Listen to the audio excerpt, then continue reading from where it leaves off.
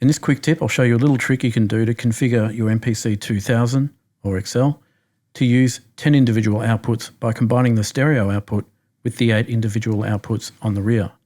If you find the clip useful, throw us a like, subscribe, and check out the channel for more walkthroughs just like this one. First, what I've done here is loaded a bunch of different sounds, one for each pad. Most of them are mono samples except the stereo sample on pad 9.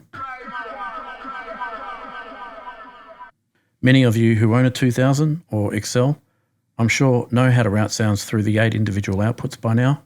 But for those that don't, it's a simple case of going into your mixer page by holding down Shift and pressing 7. XL owners will then be asked to select a drum program. I've got my drum program inside drum 1, so I'll just hit the drum 1 soft key. The first time you enter, you'll be placed on the stereo mixer tab, where you can see the 16 levels pertaining to pad bank A. By selecting a pad and using a data wheel, you can adjust the levels of any selected pad.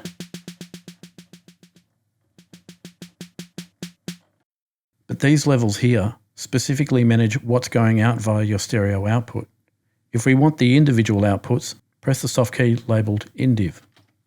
Now if we cursor up, again using the data wheel, you can scroll through the 8 individual outputs available for you to route your sound through.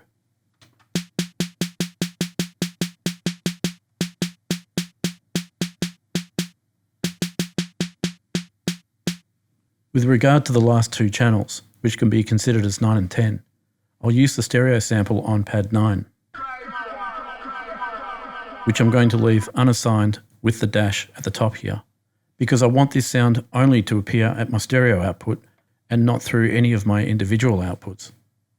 Now all you need to do is go to your stereo mixer via the soft tab here, hold down Shift, select all other sounds that you only want coming out of the individual outputs, and turn them all the way down. And you're done. You've now freed up your stereo output to be used as an isolated pair, or alternatively, a dual mono configuration.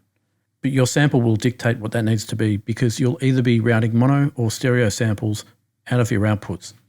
If you want to use your stereo output as a dual mono configuration, just remember to pan the channel of your sample hard left or hard right, respectively, via the stereo mixer.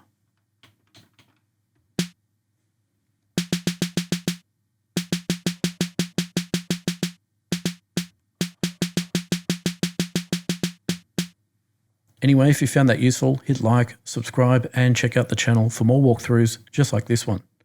If you've got a big appetite for how the 2000 works, check out the comprehensive 5-part series getting into every little nook and cranny over 3.5 hours.